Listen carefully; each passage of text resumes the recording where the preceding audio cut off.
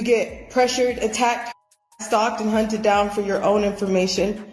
You get abused and re-victimized again by people who wanted to argue a back and forth this week like that fucking mattered. What once was a full house, we were still paying rent on our house. What we were doing this whole time was moving everything because our house is gone. If you've never heard the name Ally Carter before, you're not alone. She's not a household name, she's never topped the Billboard charts, and you won't find her on the Met Gala red carpet. But maybe that's exactly what makes her story so disturbing. Ally once worked in the music industry as an independent artist, collaborating behind the scenes with various producers. Some say she helped organize exclusive VIP events, those parties where phones are taken away at the door, and what happens inside never leaves. According to Ally, it was in those shadowy backroom gatherings that she witnessed things so horrific, so unthinkable, that staying silent was no longer an option. And once she started speaking out, her entire life began to collapse. Not randomly, but deliberately. She lost her home. Her income vanished. She was followed, threatened, harassed. But the real shock wasn't what happened to her. It was what she claimed to have seen. Because her story doesn't just push boundaries, it obliterates them. Once just another unknown voice, Ally Carter is now at the center of a storm that's making people ask, is there a secret power structure in Hollywood that trades in rituals, control, and silence, all for the sake of fame? Just as the internet was buzzing with Ally Carter's terrifying claims, another name came into the picture, and suddenly, things got even more serious. That name, Jaguar Wright. If you're not familiar, Jaguar is a soul singer who, in recent years, has made waves by exposing the entertainment industry's darkest secrets, calling out everyone from Jay-Z and Beyoncé to major record label execs. She's been labeled paranoid, arrested multiple times, and even dragged off live streams, for, as she puts it, saying too much. But this time, Jaguar didn't hold back. She stood firmly behind Ally Carter. In a video that exploded across social media, Jaguar looked into the camera and calmly said, "Y'all really think Diddy's the one behind this? No, baby. It goes way deeper than that." According to her, Diddy is just a smokescreen, a flashy scapegoat to distract people from the real puppet masters.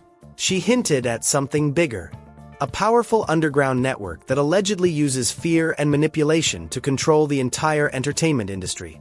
And what's chilling? Jaguar has said things like this before, back in 2022.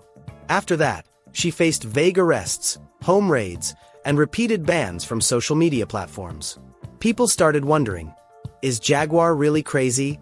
Or does she just know too much? Now, with her backing Ally, who just dropped a wave of disturbing revelations, people are starting to pay closer attention. Because when two women, both branded as unhinged, tell the same dark story, maybe it's time we stop laughing and start listening.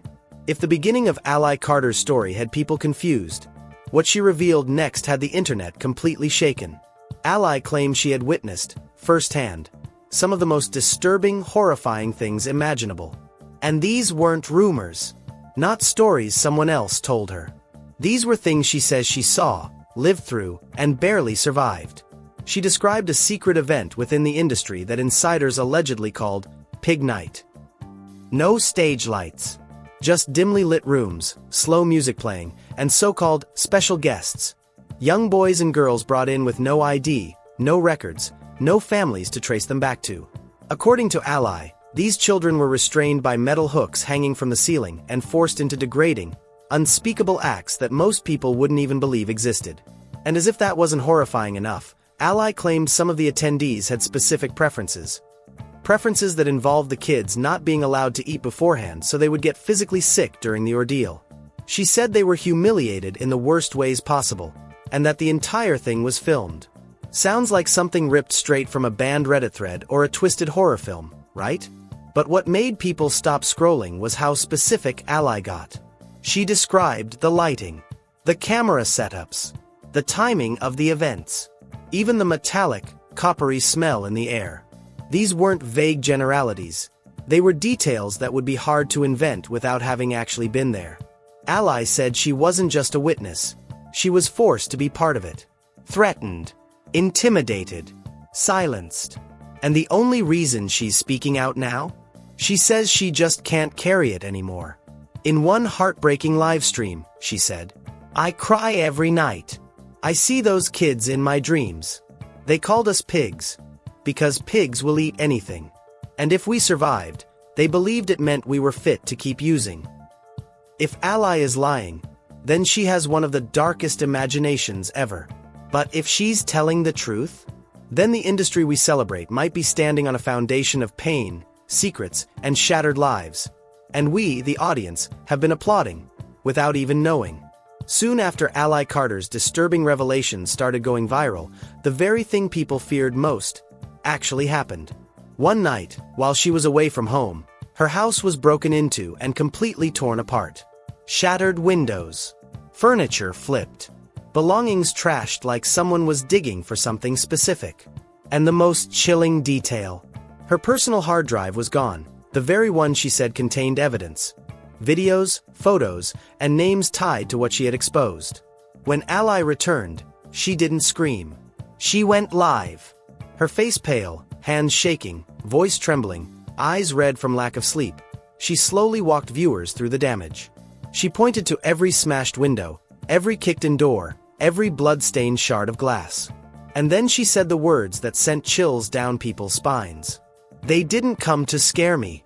They came to erase me. And the only reason I'm alive right now is because I wasn't here." Before this, many people dismissed Ally's claims as exaggerated. But after seeing her live stream, raw, unfiltered, emotional, public opinion began to shift. Because really, who destroys their own home for attention? Who sits crying in the middle of their wrecked living room, refusing to ask for money, refusing to play the victim for donations, if it's all just an act? But it didn't end there. Ally claimed that a group was behind leaking her license plate, home address, and even her loved ones' real names. According to her, these people are connected to powerful figures, some of whom had already been named in other serious allegations. And now, she wasn't just a problem. They saw her as a security threat. In her next live streams, Ally didn't just cry for herself. She broke down about the people around her. Her mom, her child, her partner. People who never signed up for this, but now found themselves watched, stalked, and emotionally terrorized. She said, "I've lost everything. My money, my home, my peace. But what I can't forgive is that I can't get the people I love out of harm's way. I can't protect them anymore." And in that moment, the internet didn't see a woman clout chasing anymore. They saw someone running for her life. A survivor, maybe traumatized, maybe haunted, but without a doubt, terrified of a truth she believes is too dangerous to ignore. After everything Ally Carter had shared, from the alleged rituals to the threats and break-ins, a massive question started echoing across social media. Could all of this just be the result of a psychological breakdown? And to be fair, that's not a wild idea. Some people started comparing her case to that of Jeffrey Epstein. At first, all the claims against Epstein, child trafficking, connections to elite figures, were dismissed as conspiracy theories. But slowly, piece by piece, the truth came out. And by the time people realized it was real, Epstein was dead in a jail cell. A death no one truly believes was a simple suicide. So now, people are wondering, how many Ally Carters have there been? How many voices have tried to warn us, only to be labeled crazy, attention seekers, or mentally unstable, until it was too late? Remember how Ally said the victims in these secret rituals weren't regular neighborhood kids? She claimed they were from poor countries. No birth records, no ID, no parents looking for them. She called them disposable. That claim sparked a wave of online investigations into celebrity charity work, especially efforts focused on helping children abroad. Beyoncé's Bay Good Foundation, Jay-Z's water initiatives in Africa, Diddy's humanitarian projects in Haiti, Jamaica, and Central America. At first glance, they seem noble, compassionate, full of goodwill. But now, people are asking, why is there so little transparency? Where are the names, the photos, the confirmed records of the kids helped? Why do so many of these organizations operate in regions where missing children are rarely reported? One Reddit user pointed out that in 2018 alone, Haiti, home to over a dozen celebrity-affiliated international charities, reported over 11,000 missing children, with little to no documentation. And that's just the official number. That led many to recall the now infamous Nexium scandal. So when Ally says she's being hunted, not metaphorically, but literally, you might laugh.